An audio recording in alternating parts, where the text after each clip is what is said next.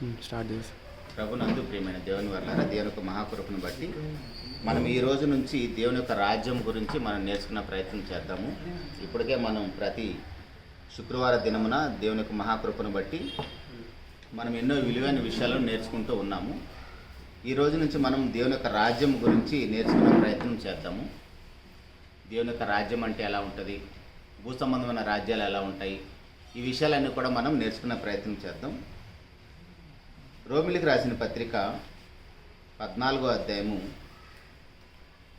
రోమిలికి రాసిన పత్రిక 14వ అధ్యాయము 17వ వచనం చదువుకుందాం.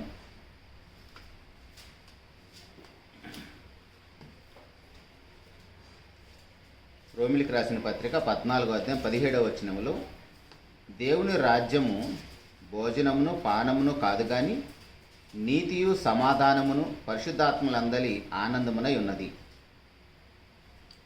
దేవుని యొక్క రాజ్యము ఎలా ఉందని అపోస్తలుడైన పౌలు గారు రోమా సంఘానికి తెలియజేస్తున్నాడంటే, దేవుని యొక్క రాజ్యం అనేది భోజనము పానము కాదు కానీ దేవుని యొక్క నీతి, దేవుని యొక్క సమాధానము, దేవుని అందలి ఆనందమునై ఉన్నదని వాక్యం మనకు తెలియజేస్తుంది.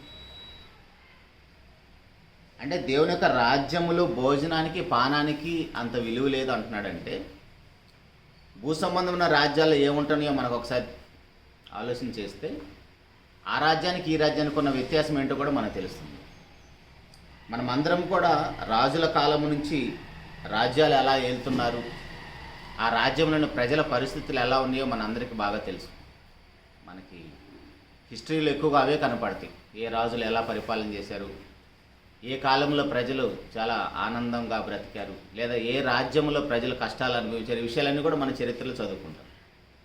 అదేవిధంగా దేవుని యొక్క రాజ్యములో, అసలు రాజ్యం అంటేనే ప్రజలు, ఆ ప్రజలకి ముఖ్యంగా కావాల్సింది ఏంటిది? ఆహారము పానీయమే కావాలి. కానీ దేవుని రాజ్యములో ప్రజలకి ఆహారము పానం అవసరం లేదంటే దాని గురించి మీరు పట్టించుకోవాల్సిన అవసరం లేదని ఉద్దేశం. అంటే దేవుని రాజ్యం అంటే మనకు తెలుసు కదా, దేవుని రాజ్యం అంటేనే సంఘం. దేవుని యొక్క రాజ్యం అంటేనే క్రీస్తు ప్రభు యొక్క సంఘం. ప్రభువైన యేసుక్రీస్తు వారు తన స్వరక్తమిచ్చి సంపాదించిన సంఘాన్ని దేవుని యొక్క రాజ్యం అంటారు. ఆ దేవుని యొక్క రాజ్యంలోని ప్రజల పరిస్థితి ఎలా ఉంటాయంటే, మీరు దేని గురించి చింతించాల్సిన అవసరం లేదు.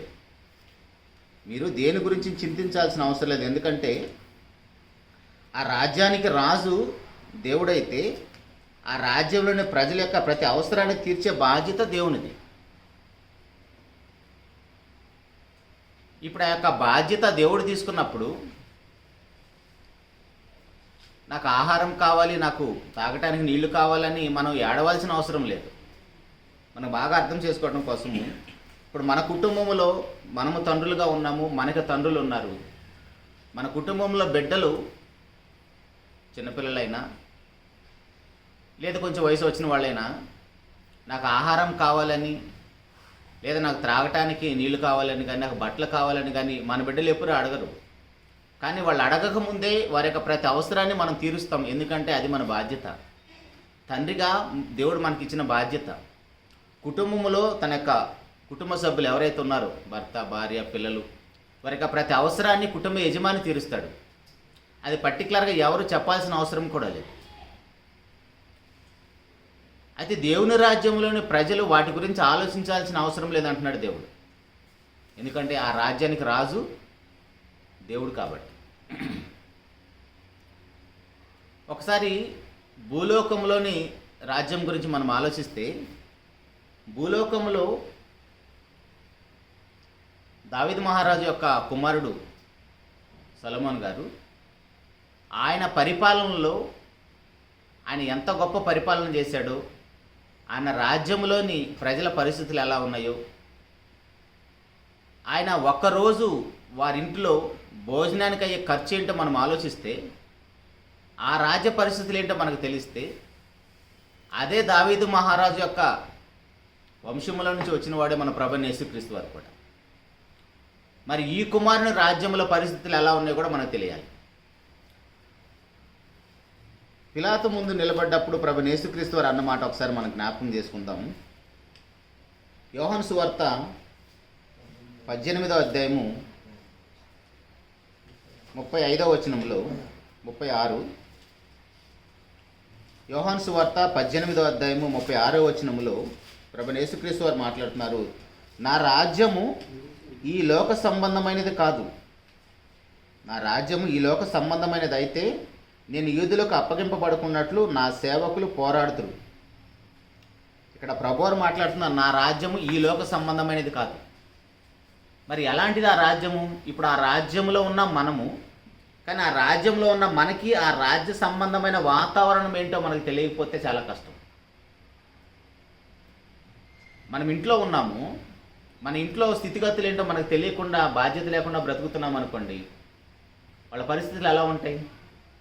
కుటుంబ యజమానికే బాధ్యత లేకపోతే, లేదా ఇంట్లో హోమ్ మినిస్టర్ తల్లిగారికి బాధ్యత లేకపోతే, గర్భాన పుట్టిన పిల్లలకు బాధ్యత లేకపోతే ఎలా ఉంటాయి? అలాగనే దేవుని రాజ్యంలోకి వచ్చిన మనము ఆ రాజ్యం యొక్క స్థితిగతులు ఎలా ఉంటాయో, ఆ వాతావరణం ఎలా ఉంటుందో మనకు తెలియకపోతే అది చాలా ప్రమాదం. అందుకే సొలొమోను మహారాజు యొక్క రాజ్య వాతావరణం మనం ఆలోచిస్తే, ఆయన రాజ్యములోని ఒకరోజు భోజనానికి అయ్యే ఖర్చు ఎంత అంటే సుమారుగా రాజుల మొదటి గ్రంథం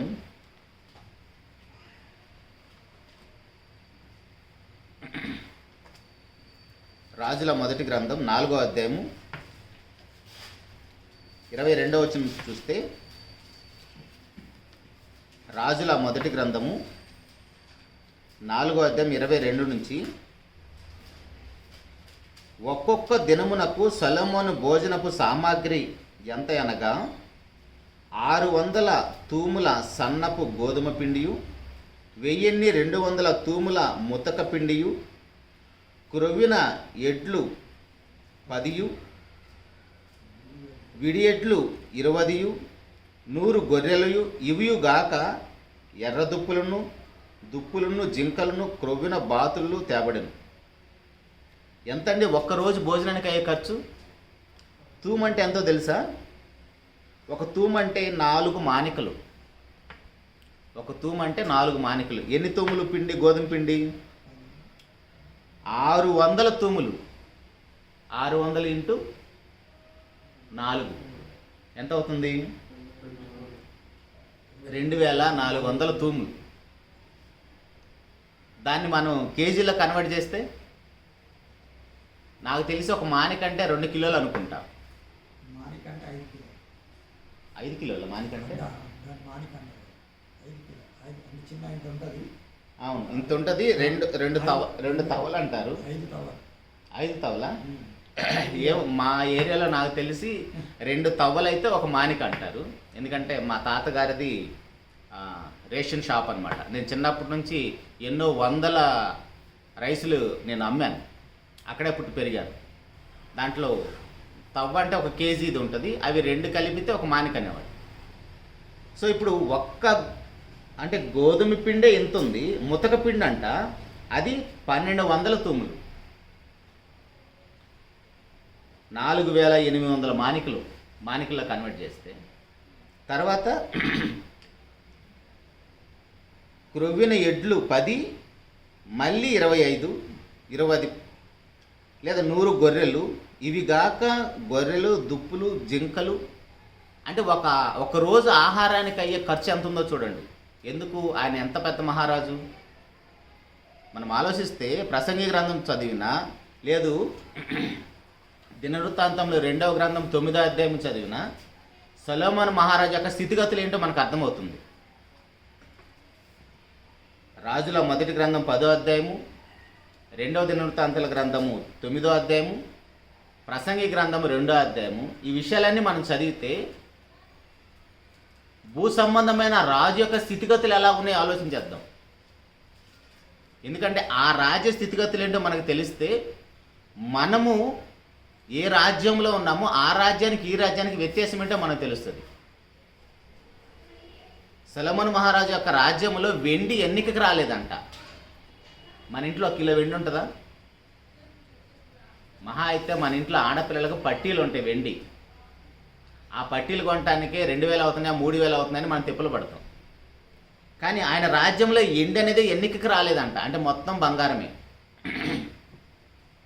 కర్ణాటకలో ఒక ఆయన ఉన్నారు, మైనింగ్కి సంబంధించిన ఆయన. ఆయన బాత్రూమ్ కూడా మొత్తం బంగారంతో చేయించాడని మనం వార్తలు విన్నాం. ఈ సొలొమోను మహారాజు అయితే ఆయన కూర్చోడానికి బంగారమే, ఆయన తాగటానికి పాత్రలు బంగారానికి సంబంధించింది, ఆయన దేవుణ్ణి ఆరాధించడానికి వెళ్ళి ఆ దేవాలయం కూడా బంగారంతో ఉంది. చూడండి ఎంత స్టేటస్. కానీ అవన్నీ కూడా ఈ రాజ్యంతో పోల్చినప్పుడు అవేవి దీంతో సమానం కాదు. ఈ రాజ్య సంబంధమైన వాతావరణం ఎలా ఉంటుందో మనం ఆలోచిస్తే మత్తయి సువార్త 6వ అధ్యాయము, మత్తయి సువార్త 6వ అధ్యాయము. ఎందుకంటే ఏ రాజ్యంలో మనం ఉన్నామో ఆ రాజ్యం యొక్క స్థితిగతులు, ఆ రాజ్యం యొక్క వాతావరణం మనకు తెలియకపోతే అక్కడ మనం ఎలా మసులు కావాలో తెలియదు. మత్తయి సువార్త 6వ అధ్యాయము 33వ వచనములో, కాబట్టి మీరు ఆయన రాజ్యమును నీతిని మొదట వెతుకుడి, అప్పుడు అవన్నీ మీకు అనుగ్రహింపబడును.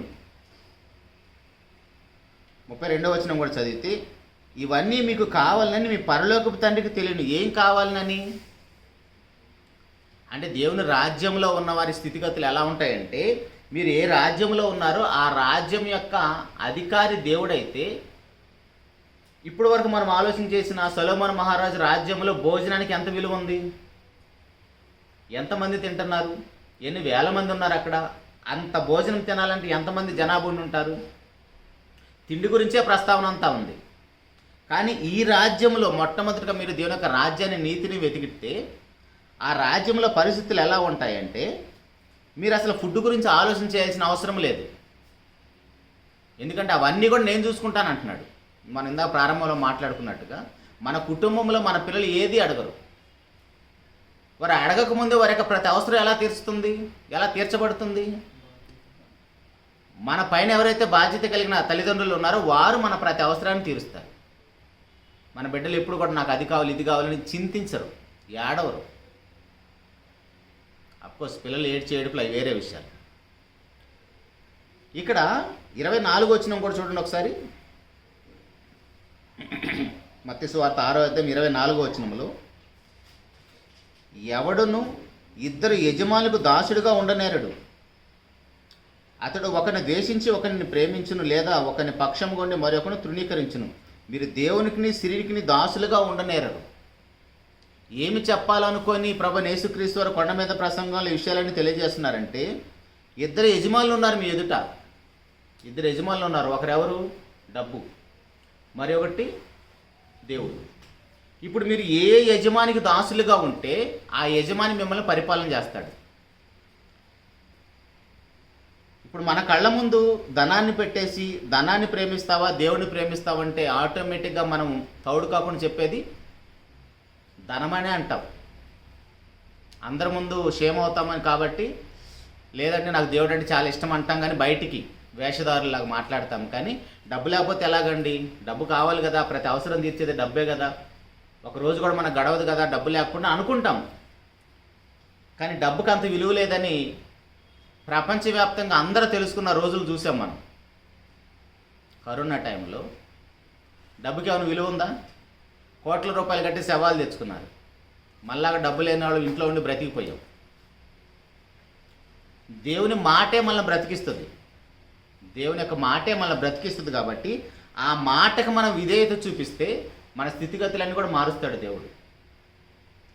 దేవుని రాజ్యంలో మనం ఉన్నప్పుడు నాకు అది లేదు ఇది లేదని ఏడవాల్సిన అవసరం లేదు. ఎందుకంటే అలా ఏడుపులు ఎలా ఉంటే ఒకసారి మనం చూద్దాం. 25వ వచనంలో, మత్తయి సువార్త 6వ అధ్యాయం 25వ వచనంలో, అందువలన నేను మీతో చెప్పినది ఏమనగా, ఏమి తిందుమో ఏమి త్రాగుతామని మీ ప్రాణమును గుర్చేను, ఏమి ధరించుకుందామని మీ దేహమును గుర్చేను చింతింపకుడి. ఆహారం కంటే ప్రాణమును, వస్త్రం కంటే దేహమును గొప్పవి కావా? ఇక్కడ మన బాధ అంతా దేని గురించి? ఆహారం గురించి, బట్టల గురించి, తిండి లేదా గృహం గురించి. ఇప్పుడు మనకి ఈ బాడీ ఉంది కాబట్టి బాడీకి మనం షర్ట్ వేసాం. బాడీ లేకపోతే, మన శరీరంలో ప్రాణం ఉంది కాబట్టి ఆ ప్రాణానికి నిలబెట్టడం కోసం ఆహారాన్ని మనం సంపాదిస్తున్నాం. కోటి విద్యలన్నీ దేనికోసం? ఆహారం కోసమే కదా. కోటి విద్యలని ఆహారం కోసమే. ఎంత ఆహారం పెట్టినా శవానికి అది లేచి తింటుందా? సో కోటి విద్యలు ఉన్నవి కూడా ఆహారం కోసమైనప్పుడు ఈ ఆహారం భుజించాలంటే మనలో ప్రాణం ఉండాలి. ఈ ఆహారం భుజించాలంటే మనలో ప్రాణం ఉండాలి. ప్రాణాన్ని నిలబెట్టేది ఎవరు? దేవుడే. ఇప్పుడు మన శరీరాన్ని కూడా ఇచ్చింది ఎవరు? 100% దేవుడు. మనకు తెలుసు. మన ఆ విషయాల్లోకి వెళ్ళాల్సిన పెద్ద అవసరం లేదు. ఇప్పుడు మన శరీరాన్ని ఇచ్చింది దేవుడే, శరీరంలో ప్రాణాన్ని పెట్టింది దేవుడే. కానీ మనం ఏం ఆలోచిస్తామంటే పైన వాటి గురించి ఆలోచిస్తున్నాం. దేవుడు ఇచ్చిన శరీరానికి బట్టలు వేయటానికి, దేవుడు ఇచ్చిన శరీరాన్ని పోషించడానికి ఇష్టపడతామే. కానీ ఎప్పుడు మన ఏడుపులన్నీ దాని గురించే ఉంటుంది. కానీ ఈ రాజ్యాన్ని స్థాపించడానికి వచ్చిన మన ప్రభువైన యేసుక్రీస్తు వారు మాట్లాడుతున్నాడు. 4వ అధ్యాయము యోహాను సువార్త. ఆయన బాగా అలిసిపోయి కాలినడకన ఒక స్త్రీతో మాట్లాడటానికి వెళ్ళినప్పుడు బాగా అలిసిపోయి ఉన్నాడు, ఆకలేసింది. శిష్యులేమో ఊర్లోకి వెళ్ళి ఆహారం తీసుకురావడానికి వెళ్తారు. కానీ శిష్యులు వచ్చేటప్పటికి ప్రభువారు అంటున్న మాట చూస్తే చాలా ఆశ్చర్యం వేస్తుంది. 4వ అధ్యాయము 34వ వచనం యోహాను సువార్త 4వ అధ్యాయం 34వ వచనం. యేసు వారిని చూచి నన్ను పంపిన వాని చిత్తము నెరవేర్చుటయు ఆయన పని తుదముట్టించుటయు నాకు ఆహారమై ఉన్నది. ఏమంటున్నాడు? ఆయన ఏం తిన్నాడు? ప్రభువైన యేసుక్రీస్తు వారు అక్కడ ఏమైనా తిన్నాడా? మరి ఆయన ఆహారం ఆయన ఆకలి ఎలా తీర్చబడింది? దేవుని చిత్తం ఏంటో మనకు తెలిస్తే మన ఆకలి కూడా తీరిపోతుంది. మీకు ఒక లైవ్ ఎగ్జాంపుల్ చెప్తాము. ఇక్కడ నిలబడి చాలామంది దైవ సేవకుల వాక్యాన్ని చెప్తూ ఉంటారు కదా. మీరు అప్పుడప్పుడు గమనించండి. ఇక్కడ వాళ్ళు నిలబడి వాక్యం చెప్పినంతసేపు వాళ్ళ బాడీలో వాళ్ళు అలసిపోయినట్టుగా కనపడరు. ఎవరు అలసిపోతారు? చక్కగా ఫ్యాన్ కింద కుర్చీలో కూర్చున్న వాళ్ళు అలసిపోతారు.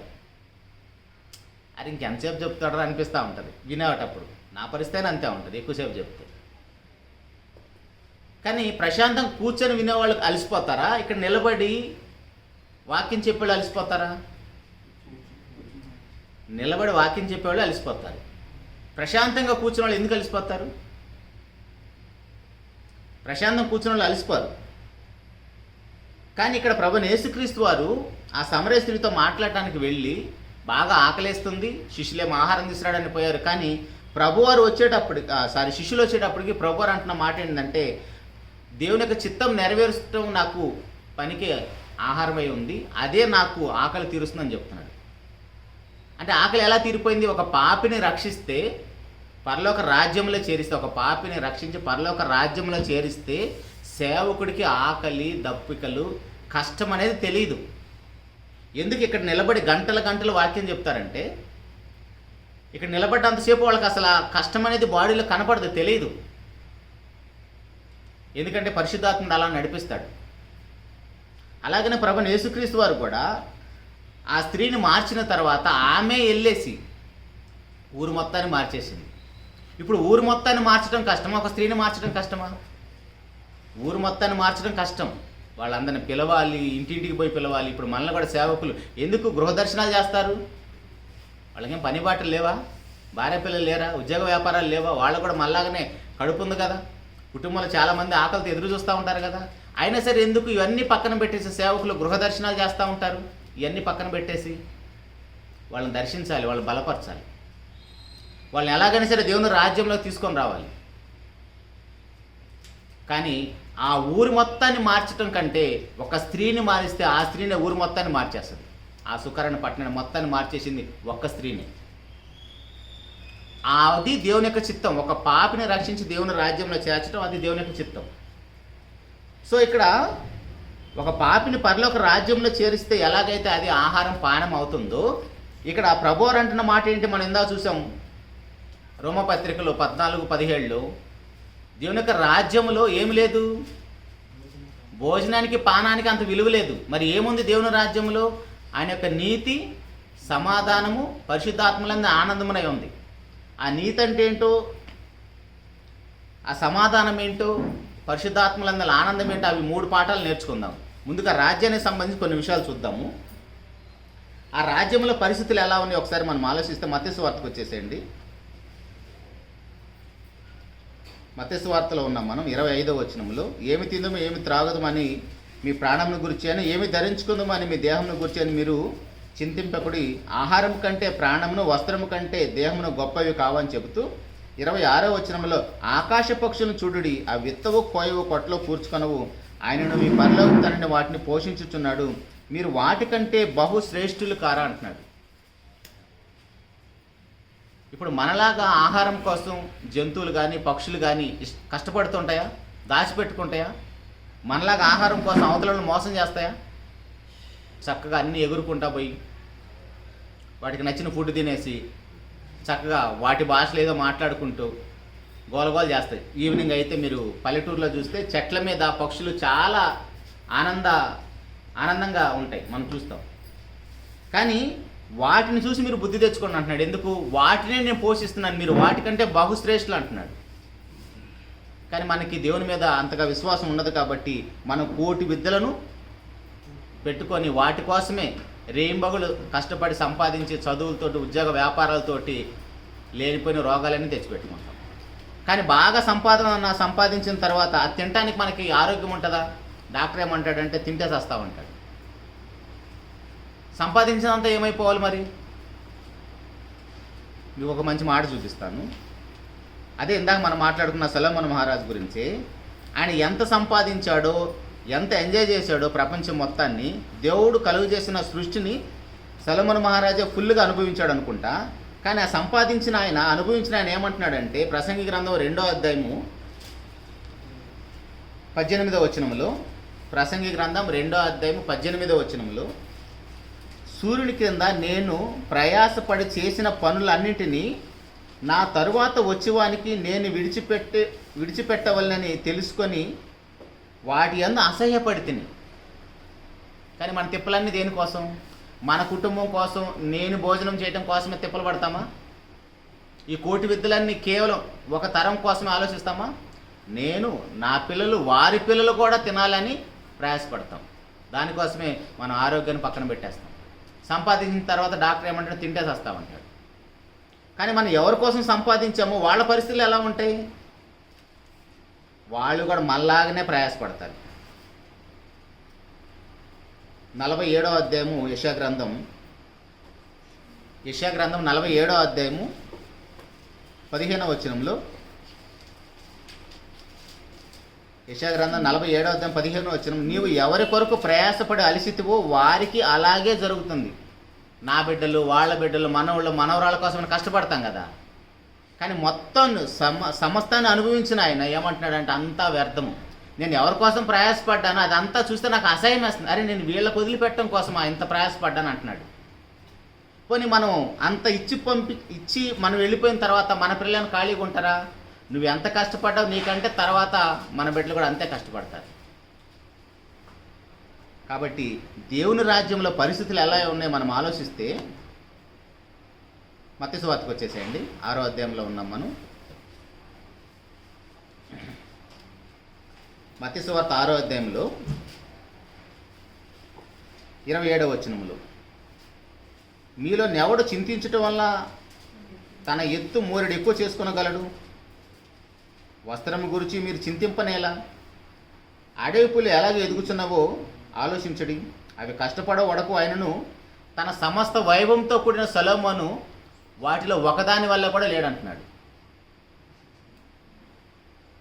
సొలొమోను మహారాజు ఎంత చేశాడో మనకు ఆలోచిస్తే, అవన్నీ చూసి కొండ మీద ప్రసంగంలో ప్రభువైన యేసుక్రీస్తు వారు ఏమంటున్నాడంటే, ఆయన అంత అనుభవించాడు, అంత సంపాదించాడు, తన కోసం చెరువులు తవ్వించుకున్నాడు, అన్ని పంటలు పండించాడు, అంత ధనాన్ని సమకూర్చాడు. తన కాలంలో వెండే లెక్కకు రావట్లేదు, అంటే ఓన్లీ బంగారాన్ని లెక్క కడుతున్నారు వాళ్ళు. అవన్నీ వేస్ట్ అని చెప్పాడు. కానీ అంత సంపాదించిన, అంత అనుభవించిన సొలొమోను మహారాజు ఒక్క అడవి పువ్వుతో సమానం కాదంటున్నాడు. ఇవన్నీ చెబుతూ తర్వాత ఏమంటున్నాడు చూడండి, 30వ వచనంలో, నేడుండి రేపు పొయ్యిలో వేయబడే అడవి గడ్డిని దేవుడు ఇలాగూ అలంకరించిన ఎడల అల్ప విశ్వాసులారా, మీకు మరి నిశ్చయముగా వస్త్రము ధరింపజేయును కదా. అంటే ఇక్కడ ఏమంటున్నాడంటే దేవుడు, మనం ఆలోచిస్తే మీరు బట్టల గురించి, ఆహారం గురించి అంత చింతించాల్సిన అవసరం లేదు. చింతించడం వల్ల ఏమంటుంది? బీపీ షుగర్లు వస్తాయి. ఇప్పుడు అందరికీ బీపీ షుగర్లు ఎందుకు వచ్చినాయి? ఒక 30+ వచ్చేసిందంటే వాడికి బీపీ షుగర్లు ఏదో ఒకటి యాడ్ అయిపోతుంది. ఎందుకు? లోకంతో పోటీ పడిపోయి, స్ట్రెస్. కానీ దేవుని రాజ్యంలో ప్రజల పరిస్థితులు ఎలా ఉంటాయంటే అసలు మీరు దేని గురించి చింతించాల్సిన అవసరం లేదు. ఇప్పుడు మన చింతంతా రేపటి గురించే కదా. కానీ ఆ రేపటి గురించి ఏమంటున్నాడంటే చివరిలో 34వ వచనంలో, రేపటిని గురించి చింతించకుడి, రేపటి దినము దాని సంగతులను గురించి చింతించును, ఏ నాటి కీడు ఆ నాటికి చాలు. మనం రేపు దాని గురించి ఎలాగైతే చింతిస్తున్నామో, అమ్మో రేపు ఎలా గడిచిద్దో, రేపు ఎలా గడిచిద్దో, రేపు పరిస్థితి ఏంటో అని ఎలాగైతే మనం చింతిస్తామో, నువ్వు చింతించాల్సిన అవసరం లేదు. రేపు నీకు ఎలా సేవ చేయాలని నెక్స్ట్ డే మన గురించి ఆలోచిస్తుందంట. ఎప్పుడైనా ఆలోచించామండి ఈ పరిస్థితి మనం? ఇది దేవుని రాజ్యములో ఉండే ప్రజలు ఆలోచించాల్సిన విషయం. కానీ ఎవరు వీటన్నిటి గురించి ఏడుస్తారు, చింతిస్తారంటే పైన చదువుకుందాం 31వ వచనంలో. కాబట్టి ఏమి తిందుము, ఏమి త్రాగుతాము, ఏమి ధరించుకుందాము అని చింతింపకుడి, అన్ని జనులు వీటన్నిటి విషయమై విచారింతురు, ఇవన్నీ మీకు కావాలని మీ పరలోకపు తండ్రికి తెలియదు. ఇప్పుడు వీటన్నిటి విషయంలో ఏడ్చేదెవరు, చింతించేదెవరు? అన్ని జనులు. అన్ని జనులు అంటే ఎవరు?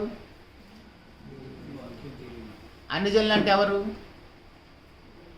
ఒకప్పుడు మనము, కానీ అన్ని జనులు అంటే మనం ఏమనుకుంటామంటే క్రైస్తవులు కాని వాళ్ళందరూ అన్ని జనులు అనుకుంటాం. అసలు క్రైస్తవులు ఎవరు? క్రైస్తవ కుటుంబాల్లో పుట్టి పెరిగినా మనం అందరం ఏం క్రైస్తవులు కాదు. నమ్మి బాప్తీసం పొందిన వాళ్ళే క్రైస్తవులు. అన్ని జనులు అంటే ఎవరు? బాప్తీసం పొందిన వాళ్ళు అందరూ అన్ని జనులే. అప్పుడైతే 12 గోత్రాల వాళ్ళు పక్కన పెట్టేసేద్దాం.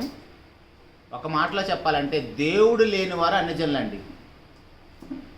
బైబిల్ ప్రకారం ఒక మాటలో చెప్పాలంటే ఎఫెసీయులకు రాసిన పత్రిక 2వ అధ్యాయము 11వ వచనంలో అన్ని జనులు అనగానే మనకి వెంటనే సింగిల్ ఆన్సర్ చెప్పేది ఏంటంటే దేవుడు లేనివారు అన్ని జనులు.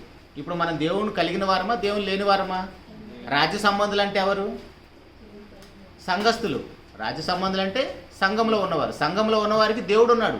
ఆ రాజ్యం అంటే రాజ్యానికి రాజు ఉన్నాడు. ఆ రాజే దేవుడు.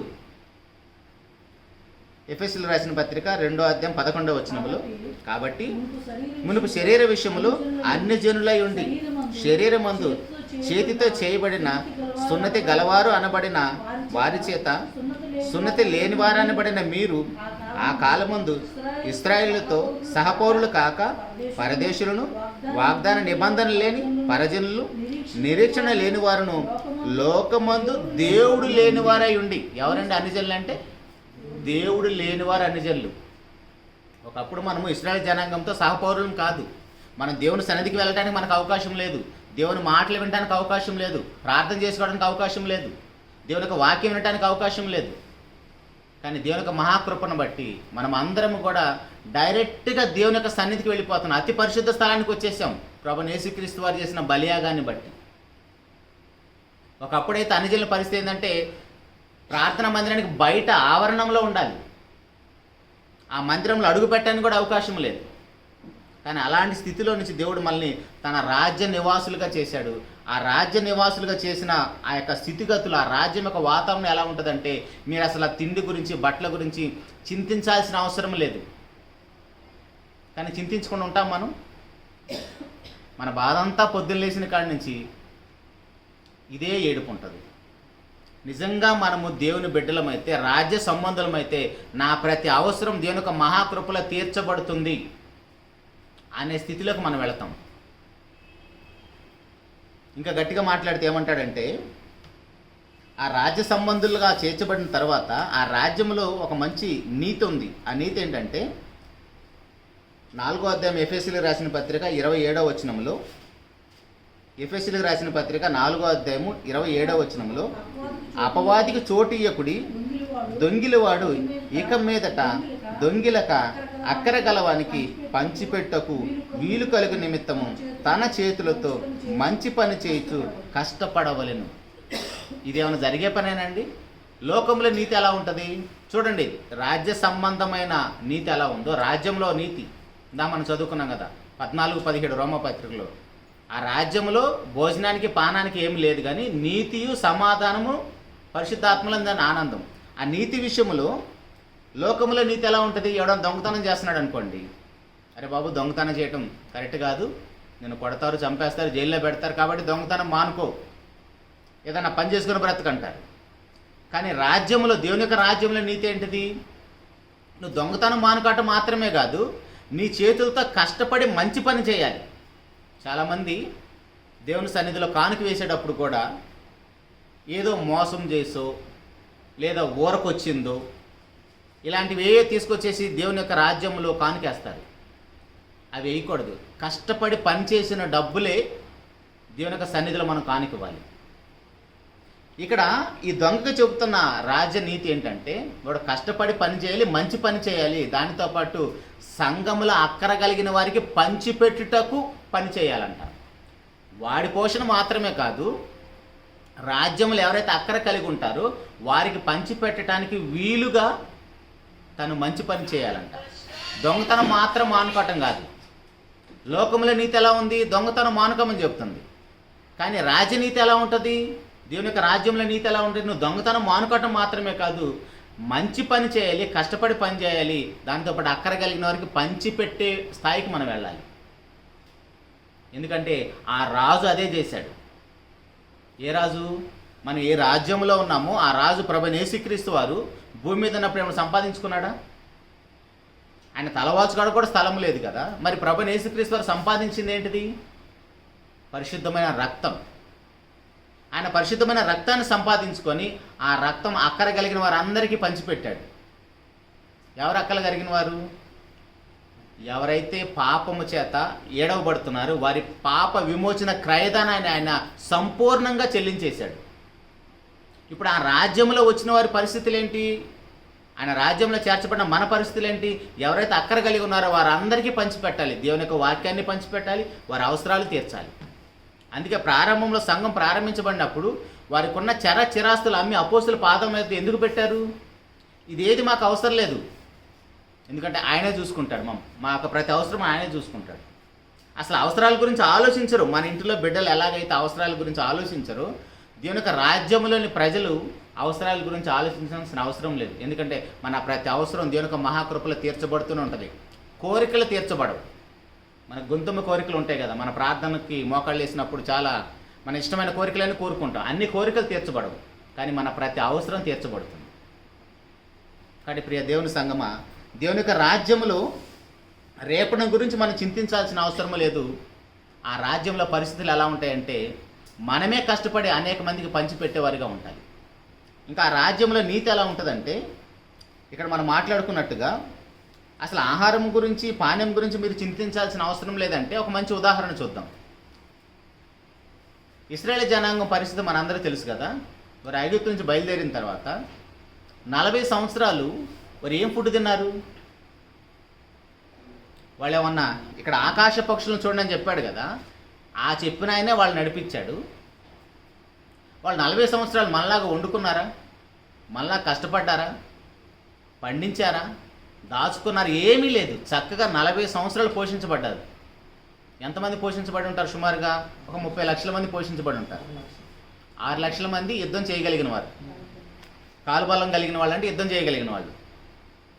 యుద్ధం చేయగలిగిన వాళ్ళే 6,03,550 మంది అయితే, ఆ మిగిలిన ముసలివాళ్ళు, చిన్నలు, పెద్దలు, యుద్ధం చేయలేని వాళ్ళు వీళ్ళందరూ ఉంటారు కదా, వాళ్ళందరూ కలుపుకొని సుమారుగా ఒక 30 లక్షల మంది. ఆ 30 లక్షల మందికి దేవుడు ఎలా పోషించాడు వాళ్ళని? ఇందాక మనం సొలొమోను మహారాజు రాజ్యం గురించి ఆలోచన చేశాం. ఆయన రాజ్యంలో ఎంత గోధుమ పిండి, ఎంత ముతక పిండి, ఎన్ని గొర్రెలు, ఎన్ని ఎడ్లు, ఎన్ని జింకలు, ఎన్ని దుప్పులు. కానీ వాటన్నిటికంటే దావీదు మహారాజు కొడుకే ఇంత చేస్తే, ఇంకా పరలోకపు తండ్రి తన బిడ్డల కోసం ఎంత చేస్తాడు, ఎంత చేయగలడు? ఆ రాజ్యంలోకి వచ్చాం మనం. అర్థమవుతుందా? మత్తయి సువార్త 6వ అధ్యాయంలో చెబుతున్న మాట ఏంటిది? ఆ రాజ్యంలోకి వచ్చిన తర్వాత ఆహారం గురించి, వస్త్రాల గురించి మీరు చింతించకండి అని చెప్తుంది. ఎవరంటే ఆ 40 సంవత్సరాలు ఎవరినైతే నడిపించాడో ఆ దేవుడు చెప్తున్నాడు, వాళ్ళనే పోషించా నేను. వాళ్ళకి ఎలాంటి ఫుడ్ పెట్టాడు? వాళ్ళు ఎలాంటి ఫుడ్ తిన్నారు? దేవదూతల ఆహారం ఉంది కదా, అది దేవదూతల ఆహారం ఒకసారి ఆలోచించేయండి. దేవదూతలకన్నా మనలాగా శరీరం ఉందా? దేవదూతలు అసలు ఆహారం తింటాయా? దేవదూతల ఆత్మలు కదా, ఆత్మలకు ఆహారంతో పని ఏంటి? ఆ పాట ఇంకోసారి నేర్చుకుందాం. ఒక మాటలో చెప్పాలంటే, నా బిడ్డలు లోకములో పండించి దాచిపెట్టుకునే లాంటి ఆహారం కాదు. వాళ్ళకి అప్పటికప్పుడు ఫ్రెష్గా పరలోకం నుంచి దేవుడు కురిపిస్తున్నాడు వాళ్ళ ఇళ్ళ ముందే. అది చాలా పుష్టికరమైన ఆహారం, ఆరోగ్యకరమైన ఆహారం, బలవంతమైన ఆహారం. చెప్తాను నెక్స్ట్ టైం వాటిని. వాళ్ళు మళ్ళాగా ఏ పడితే ఆ వాటర్ తాగడానికి లేదు, ఫ్రెష్గా బండ్లో నుంచి ఫిల్టర్ అయిపోతుంది. కాబట్టి నేను ఆ రాజ్యానికి రాజు అయితే నా రాజ్యంలో ప్రజల్ని ఎలా పరిపాలన చేస్తున్నాడో, ఆహారం గురించి వాళ్ళకి పానీయం గురించి చింత లేదని ఎలాంటి ఉదాహరణలు చెప్తున్నాడో చూడండి. తర్వాత రాజుల గ్రంథం 17వ అధ్యాయం, మొదటి రాజుల గ్రంథం 17వ అధ్యాయంలో ఏలియా గారిని సారెపతి ఎదవరాల దగ్గర పంపిస్తాడు కదా, ఆ రాజ్యంలో రాజు ఎలా పరిపాలన చేస్తున్నాడో చూడండి. ఒక సంవత్సరం పాటు ఆ ప్రాంతంలో వర్షాలు పడకపోతే తినటానికి తిండి లేదు, పంటలు పండట్లేదు. ఆమె ఆల్రెడీ విధవరాలు, ఆ విధవరాలకి మరొక బిడ్డ ఉన్నాడు. కానీ వాళ్ళ ఇంటికి దైవజనుడిని దేవుడు పంపిస్తున్నాడు. నువ్వు వెళ్ళిపోయి పలానా ప్లేస్లో ఒకరిని కలవమని చెప్తే, ఇప్పుడు ఏలియా గారికి ఆహారం పెట్టడానికి ఆమెను సిద్ధం చేశాడా, వాళ్ళిద్దరిని పోషించడానికి ఏలియా గారిని సిద్ధం చేశాడో అర్థం కావట్లేదు. కానీ నీ కోసం ఆమెను సిద్ధం చేశాడని చెప్తాడు. రాజుల మొదటి గ్రంథం 17వ అధ్యాయము 8వ వచనం నుంచి మీరు చదువుతూ వెళ్తే, సెలవిచ్చాను, పట్టణ సంబంధమైన సారెపతను ఊరికి పోయి అచ్చట ఉండు, నిన్ను పోషించుటకు సెలవిచ్చి. ఎవరిని పోషించటానికి? విధవరాలకి. విధవరాలేం బాగా ఇందాక మనం మాట్లాడుకున్న సొలొమోను మహారాజుకున్న అంత ఆస్తిపాస్తులు ఉన్నాయా? పిడికిడి పిండి, బొడ్డిలో చిన్న నూనె. ఆ పూటకి దాన్ని వంట చేసుకొని తిని చనిపోదాం అనుకున్నారు. జాగ్రత్తగా ఆలోచన చేయండి అండి. దేవుని రాజ్యంలో స్థితిగతులు ఎలా ఉన్నాయో. ఏమంటున్నాడంటే దైవజనుడు వచ్చేసి 13వ వచనం చదవక, అప్పుడు ఏలియా ఆమెతో ఇట్లనెను, భయపడవద్దు, పోయి నీవు చెప్పినట్లు చేయము. అయితే అందులో నాకు ఒక చిన్న అప్పము మొదట చేసి నా యొద్దకు తీసుకుని రమ్ము. తరువాత నీకును నీ బిడ్డకును అప్పము చేసుకున్నాను. భూమి మీద యెహోవా వర్షం కురిపించే వరకు ఆ తొట్టులో ఉన్న పిండి తక్కువ కాదు, గుడ్డులో నూనె అయిపోదని ఇశ్రాయేలీయుల దేవుడైన యెహోవా సెలవిచ్చి ఉన్నాడు అన్నాడు. సార్ మీరు గమనించండి, సంవత్సరం పాటు పంటలు పండట్లేదు, తినడానికి తిండి లేదు. ఆ ఉండా పిండి ఆయిల్ అప్పటికి చేసుకొని తిని చచ్చిపోదాం అనుకుంటున్నారు. ఆ టైంలో ఒక మనుషుడు వచ్చాడు. ఆ మనుషుడు వచ్చేసి ఏం చెప్తున్నాడు? ముందు నాకు చేసి పెట్టు అంటున్నాడు. ముందైతే కాస్త నీళ్ళు ఏమన్నాడు, నీళ్ళతో పాటు నాకు కొంచెం ఒక రొట్టె ముక్క కూడా తీసుకురమ్మంటున్నాడు. ఆ రొట్టె ముక్క మీరు తిన్న తర్వాత మిగిలిందేదో నాకు పెట్టమంటలేదు, ముందు తీసుకొచ్చి నాకు పెట్టను అంటున్నాడు. నాకు పెట్టమని చెప్తే ఏమంటున్నాడు? మీరు నాకు పెడితే ఆ బుడ్డిలో ఆయిల్ అయిపోదు, ఆ పిండి అయిపోదు అని చెప్తున్నాడు. చూసారులే పోయా, నీలాంటి వాళ్ళు చాలామంది వస్తారు. ఎలా ఉంటుంది ఆలోచించండి. ఆ రియల్ సిచ్యువేషన్లో ఒకసారి అదే ప్రశ్న మనకు ఉందనుకోండి, ఎవరైనా వచ్చి అడుగుతున్నారనుకోండి, మనం పెడతామా? మనము జనరల్గా అలా న్యూస్ పేపర్ చదువుకున్నట్టుగా బైబిల్ చదువుకుంటూ పోతే ఆ సిచ్యువేషన్ మనకేం అర్థం కాదు. ఓహో దైవజనుడు కదా, ఏలియా గారు కదా అని మనం అనుకుంటున్నాం. మనకి ఎందుకంటే దాని ముందు వెనక మొత్తం రాయబడింది కాబట్టి. ఆల్రెడీ చనిపోతున్నారు, ఆహారం లేదు, ఆల్రెడీ విధవరాలు, బిడ్డ తను తిని చనిపోవటానికి ఉంది, జస్ట్ కొంచెమే పిండి ఉంది అక్కడ. అది కాస్త ఆయనకి పెట్టేసి మరి వీళ్ళు ఎలా తినాలి అంటే అది మోసం చేస్తున్నట్టుగా కనబట్టలేదా? ముందు నాకు తీసి పెట్టు అంటున్నాడు. ముందు ఆ రొట్టెది ఏదో అప్పం తీసుకొచ్చి ముందు నాకు పెట్టు, తర్వాత దాంట్లో అయిపోదంటే అసలు నమ్మశక్యమైన విషయమేనా? కానీ ఆ స్త్రీ చక్కగా ఆయనకి పెట్టేస్తుంది. అది వాళ్ళు తీసే కొద్దీ వస్తానే ఉంటుంది, అసలు అయిపోవట్లేదు. అందుకే చెప్తున్నాడు కొండ మీద ప్రసంగంలో 6వ అధ్యాయంలో, ఆయన రాజ్యంలో ఉన్నవారు మీరు పక్షుల కంటే బహు శ్రేష్ఠులు. అసలు తిండి గురించి బట్టల గురించి మీరు ఆలోచించాల్సిన అవసరం లేదు. ఒకసారి ఇశ్రాయేల్ జనాంగాన్ని చూడండి. 40 సంవత్సరాలు పోషించాను నేను. వాళ్ళకి బట్టలు మాసిపోలేదు, చెప్పులు అరిగిపోలేదు. ఏ బాటా కంపెనీ వాడుంటారండి 40 సంవత్సరాలు అరిగిపోకుండా? పోనీ వాళ్ళకి మనలాంటి తార్ రోడ్డులో తిరిగారా? గోతులు కలిగిన మధ్యధరా రేఖ బాగా ఎండలున్న ప్రదేశం అది. అలాంటి ప్లేసుల్లోనే వాళ్ళని నడిపించాను, పోషించాను. వాళ్ళకి ఎక్కడా ఏ కొదువు లేకుండా చేశాను. ఆ రాజ్యంలోకి వచ్చాం మనం. ఎందుకు? పాత నిబంధనల చరిత్ర అంతా దేవుడు మనకు చెప్తున్నాడంటే, ఆ దేవుడే, ఆ రాజ్యాన్ని పరిపాలించిన దేవుడే ఇప్పుడు సంఘాన్ని కూడా పరిపాలిస్తున్నాడు. ఆ రాజ్యంలోకి మీరు వచ్చారు. ఆ రాజ్యంలోకి వచ్చిన తర్వాత మీరు రోమపత్రిక రండి, 14వ అధ్యాయం 17వ వచనములో. రోమిలికి రాసిన పత్రిక 14వ అధ్యాయం 17వ వచనములో, దేవుని రాజ్యము భోజనము పానము కాదు. ఎందుకు భోజనము పానము కాదు? రాజ్యపు సంబంధులకి ఆహారంతో పని లేదా? తిండి తినకుండా బతికేస్తాం మనం. ఆడికి వచ్చిన తర్వాత అసలు దాని గురించి పట్టించుకోవాల్సిన అవసరం లేదు. దేని గురించి పట్టించుకోవాలి? దేవుని యొక్క నీతి గురించి, సమాధానం గురించి. దేవుని యొక్క నీతి ఎలా ఉంటుంది? దేవుని యొక్క నీతి ఎలా ఉంటుందో మనకు తెలిసినప్పుడు ఆ నీతి గురించి మనం ఆలోచిస్తాం. ఎందుకంటే ఆ దేవుడు ఎలాంటి నీతిమంతుడో మనకు తెలిసినప్పుడు ఆయన రాజ్య సంబంధులు కూడా అలా నీతిమంతులుగా ఉండాలి. సమాధానం రాజీ చేయటానికి రాలేదు ప్రభువైన యేసుక్రీస్తు వారు. ఎవరెవరికి మధ్య సమాధానం? సృష్టికర్త అయిన దేవునికి ఒక పాపికి సమాధానం. అది రాజీ చేసే కొట్లాట కాదు, రాజీ చేసే విషయం కాదు. ఇద్దరు బలం కలిగిన వాళ్ళు కొట్లాడుకున్నారనుకోండి, ఇంకో పెద్ద మనిషి వచ్చేసి అరే మీ ఇద్దరు ఇలా కొట్టుకోకూడదని సమాధానంగా వాళ్ళని రాజీ చేస్తారు. కానీ ఇక్కడ సృష్టికర్త అయిన దేవునికి ఒక పాపికి ఉన్న ఆ యొక్క గొడవని, ఆ యొక్క శత్రుత్వాన్ని ఎవరు తీసేయగలరు? సమాధానపరచడం అంటే చిన్న విషయం కాదు అది. ఇప్పుడు మన మాట ఎవరు పడితే వాళ్ళు వింటారండి? మనం వెళ్ళి సీఎంకి, లేదు ఇప్పుడు చంద్రబాబు నాయుడికి, రేవంత్ రెడ్డి గారికి మన ఇద్దరు వెళ్ళి సమాధానం చేయగలుగుతామా? మనకంత సీన్ లేదు. అట్లాంటి సృష్టికర్త అయిన దేవునికి ఒక పాపికి సంధి చేయటం అంటే చిన్న విషయం కాదు. అది రాజ్యంలో జరుగుతుంది. అలా సంధి చేశాడు, అలా సమాధాన పరిచాడు కాబట్టి మనం దేవుని యొక్క రాజ్యంలోకి వచ్చాం. కొరింథీయులకు రాసిన 2వ పత్రిక 5వ అధ్యాయం చివరి వచనంలో,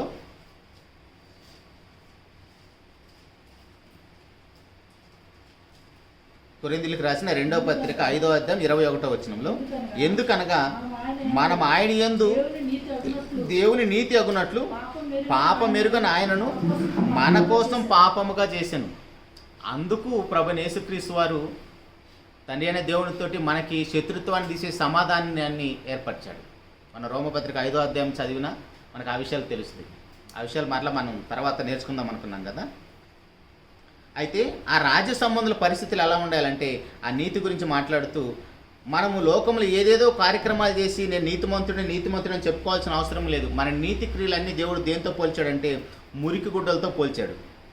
యెషయా గ్రంథం 64వ అధ్యాయము 6వ వచనములో, యెషయా గ్రంథము 64వ అధ్యాయం 6వ వచనములో, మేమందరము అపవిత్రుల వంటి వారమైతిమి, మా నీతి క్రియలన్నీ మురికి గుడ్డల వల్ల ఆయను. సార్, మనం ఏదైనా నీతి క్రియలు చేసి, యాక్చువల్గా దీన్ని ఆ ప్రారంభంలో ఆ పదాన్ని మనం చూస్తే మురికి గుడ్డలు అనేది చాలా తిట్టుతో పోల్చబడింది, శానిటైజర్ ప్యాడ్తో పోల్చబడింది.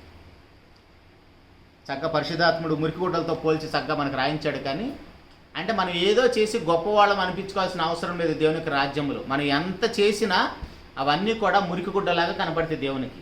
ఎందుకంటే ఆయన అంత నీతిమంతుడు. ఆయన నీతి ఏంటో మనకు తెలిస్తే మనం ఎలా ఉండాలంటే, లూకా సువార్త 18వ అధ్యాయము, ఇక్కడ స్వనీతి పరులు ఉన్నారు కదా, మనం అలా ఉండకూడదు. ఈ సుంకరిలాగా ఉండాలి మన నీతి.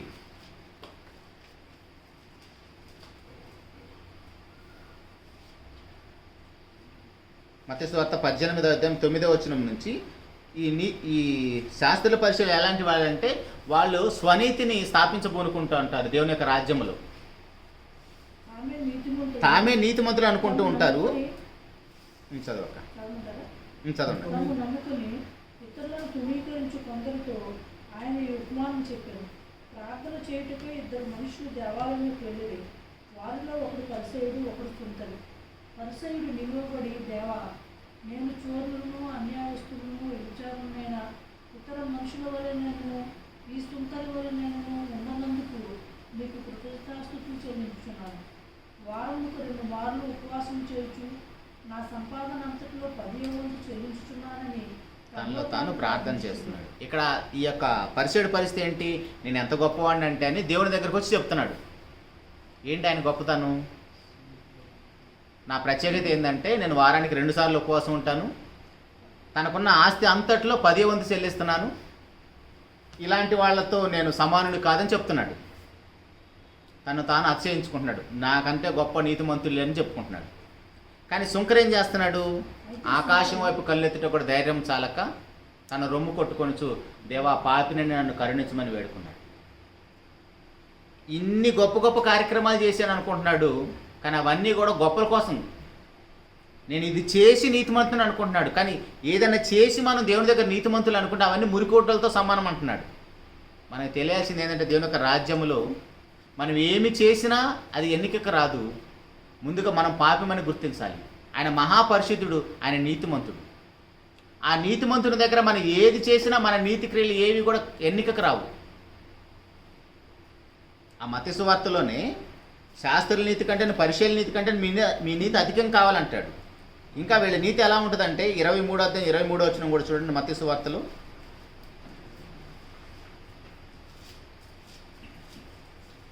శాస్త్ర నీతి, పరిశీలన నీతులు ఎలా ఉన్నాయి? అలా ఉండకూడదు. మనం దేవుని యొక్క రాజ్యంలో ఉన్న వారి నీతి ఎలా ఉండాలంటే, అయ్యో వేషధారులైన శాస్త్రులారా, పరిశీలారా, మీరు పుదీనాలోను, సోంపులోను, జీలకర్రలోను 10వ వంతు చెల్లించి ధర్మశాస్త్రములో ప్రధానమైన విషయములను అనగా న్యాయమును, కనికరమును, విశ్వాసమును విడిచిపెత్తిరి.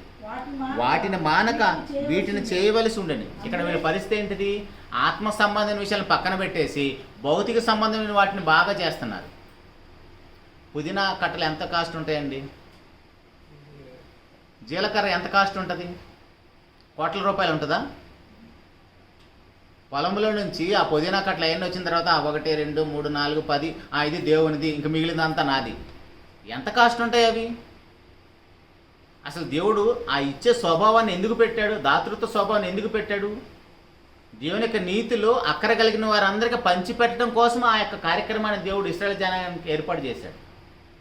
కానీ వీళ్ళేమో దాన్ని ఒక ఆచారబద్ధంగా, అది అప్పటి నుంచి ఇప్పటికీ కొనసాగుతూనే ఉంది. ఇది దేవునిది, ఇది దేవునిది. మనకి ఇచ్చే స్వభావం ఉండాలి, కానీ తీసుకునే స్వభావం ఉండకూడదు. మనం ఎంత ఇస్తే, ఎందుకంటే మన దేవుడు అలా అంత ఇచ్చాడు కాబట్టి మనం.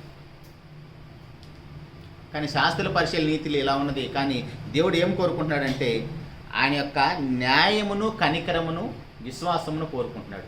ఈ విషయాలన్నీ పక్కన పెట్టేసి అవసరం లేని విషయాలు బాగా పాటిస్తున్నారు. కానీ రాజ్య సంబంధులు అలా ఉండకూడదు అంటున్నాడు. రాజ్య సంబంధులు ఎలా ఉండాలంటే అలా ఉండకూడదు. 5వ అధ్యాయం చూద్దాం, ఒకసారి ముగించుకుందాం. మత్తయి సువార్త 5వ అధ్యాయంలో రాజ్య సంబంధులు ఎలా ఉండాలని చెప్తున్నాడు చూడండి.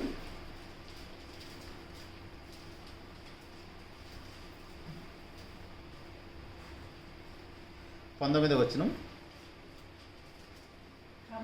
కాబట్టి ఈ ఆజ్ఞలలో అల్పమైన ఒక దానినైనను మీరి మనుషులకు అలాగను చేయ బోధించువాడెవడో వాడు పరలోక రాజ్యంలో మిగుల అల్పుడను. అయితే వాటిని గైకొని బోధించువాడెవడో వాడు పరలోక రాజ్యంలో గొప్పవాడను. శాస్త్రుల నీతి కంటేను, పరిసయ్యుల నీతి కంటేను మీ నీతి అధికము కాని ఎడల మీరు పరలోక రాజ్యంలో ప్రవేశింప నేలవని మీతో చెబుతున్నాను. ఇక్కడ ఏంటి శాస్త్ర నీతి? ఏంటిది? భౌతిక సంబంధమైన విషయాలు పాటిస్తున్నారు, కానీ ఆత్మ సంబంధమైన వాటిని పాటించట్లేదు. శాస్త్ర నీతి, పరిశీలన నీతి. ఇప్పుడు శాస్త్ర నీతి, పరిశీలన నీతి కంటే మన నీతి అధికంగా ఉండాలంటే ఆత్మ సంబంధమైన పాటించాలి, భౌతిక సంబంధమైన కూడా పాటించాలి. ఇప్పుడు ఇది మనం చాలాసార్లు ఈ వాక్యాలన్నీ మనం విన్నాము. మరలా ఒకసారి బ్రీఫ్గా చూద్దాము. దేవుని యొక్క రాజ్యములో పరిస్థితులు ఎలా ఉన్నాయంటే, ధర్మశాస్త్ర సంబంధంగా నరహత్య చేస్తేనే నేరం, కానీ రాజ్య సంబంధుల పరిస్థితి ఏంటంటే, సంఘంలో వారి పరిస్థితులు ఏంటంటే, మనం ఒకడిని వ్యర్థుడా అన్నా సరే అది నరహత్యతో సమానం. నీతి ఎలా ఉందో చూస్తున్నారా? మనం వేస్ట్ ఫెలో అని ఒకరిని తిట్టినా సరే అది కూడా పెద్ద నేరం. ధర్మశాస్త్ర కాలంలో అయితే వ్యభిచారం చేస్తే నేరం, పట్టుబడితే నేరం, రాళ్లతో కూడా చంపుతున్నారు. కానీ రాజ్య సంబంధుల పరిస్థితి ఏంటిది? ఆ నీతి ఎలా ఉంది? మోహపు చూపుకే అవకాశం లేదు. ఒకవేళ నీకు అలాంటి పరిస్థితులు వస్తే నీ కాళ్ళు చేతులు నరికేసాయి, నువ్వు అవుటివాడివే దేవుని రాజ్యంలో, దేవుని యొక్క రాజ్యంలో ప్రవేశించడం మేలంట. అర్థమవుతుందండి? ఏ రాజ్యంలోంచి ఏ రాజ్యంలోకి వచ్చాం మనం? ఎందుకంటే ఆ రాజు ఎలాంటి వాడో మనకు తెలిసినప్పుడు, ఆ రాజు ఎలా ఆ రాజ్యాన్ని పరిపాలించాలో, ఎలా స్థాపించాడో మనకు తెలిసినప్పుడు ఆ రాజ్యంలో మనం అలా ఉంటాం.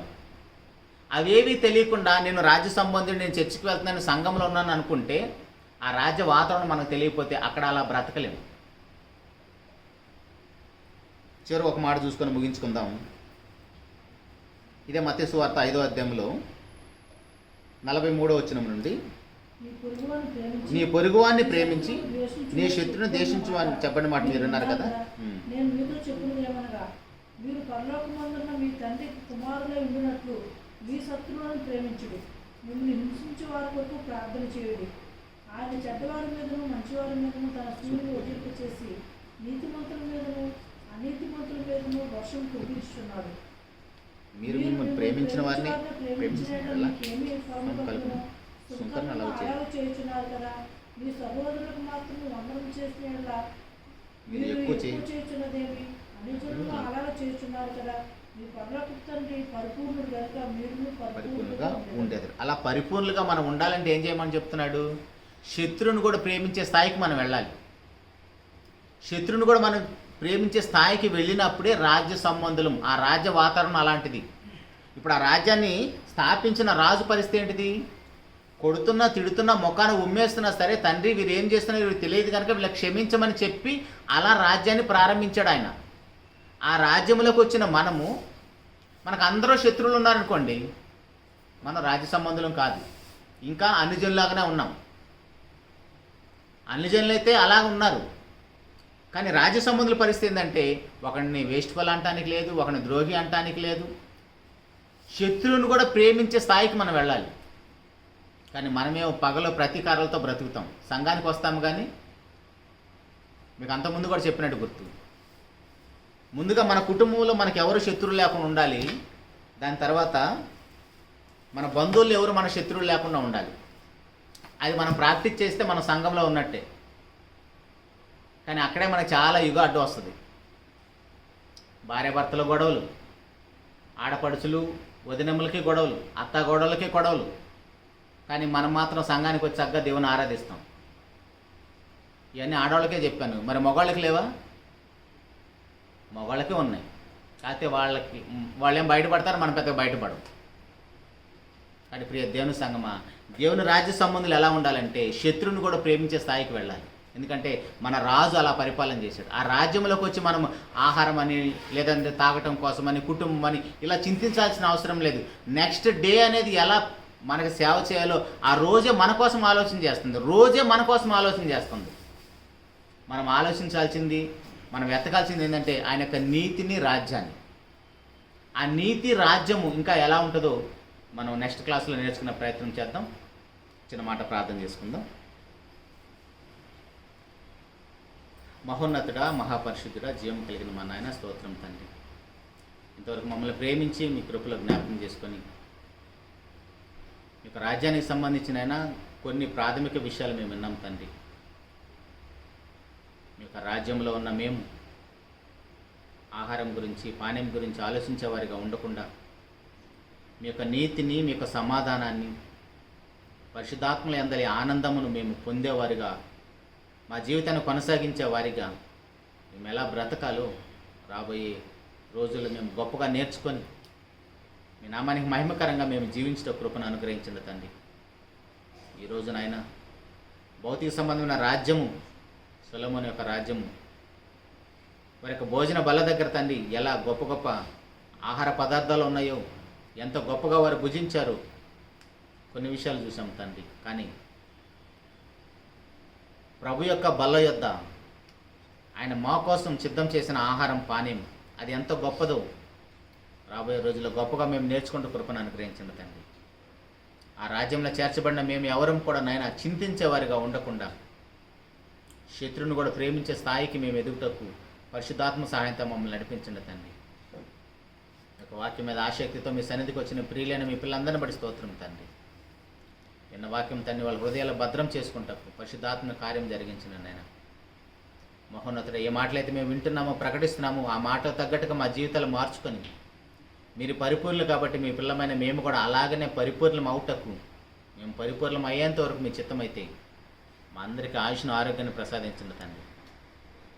మహోన్నతుడి యొక్క స్థానిక సంఘాన్ని మీరు ప్రేమించి మీరు ఏర్పాటు చేసిన సేవకుడు అన్నగారిని బట్టి స్తోత్రం తండ్రి. అన్నగారికి ఇచ్చిన ఆయుష్ని బట్టి ఆరోగ్యాన్ని బట్టి తన కుటుంబాన్ని బట్టి కూడా స్తోత్రం తండ్రి. సంఘంలో తండ్రి స్థానిక సంఘ పెద్దలందరిని బట్టి యవనస్తులను బట్టి స్త్రీలను బట్టి అందరిని బట్టి మీకే స్తుతులు స్తోత్రాలు తండ్రి. ఈ యొక్క స్థానిక సంఘంలో మీరు ఇచ్చిన గర్భఫలాలను బట్టి స్తోత్రం తండ్రి. ఇచ్చిన గర్భఫలాలను తండ్రి గొప్పగా మీకోసం పెంచుటకు తల్లిదండ్రులందరికీ కూడా నాయన కావాల్సిన జ్ఞానవికాలను ప్రసాదించండి తండ్రి. ఈ యొక్క స్థానిక సంఘంలో మీ బిడ్డలందరూ ఎవరు కూడా నాయన ఆహారం కోసం కష్టపడేవారిగా కాకుండా మీరే వారి యొక్క పోషకుడని మీ బిడ్డలందరూ ఎరుగుటకు కృపను అనుగ్రహించండి తండ్రి. వారి పనులు వారికి దేవునికరంగా మార్చండి నాయన. ఈ రోజు నాయన బైబిల్ క్లాస్కి ఇచ్చేసిన మరి యొక్క దైవజనం బట్టి కూడా స్తోత్రం తండ్రి. అన్నగారు చేసిన పరిచర్ని మీకు మహిమకరంగా మీ కుమారుడు చేసిన ప్రతి పరిచర్లో మీకు పరిశుద్ధాత్మని సహాయాన్ని అందించిన తండ్రి.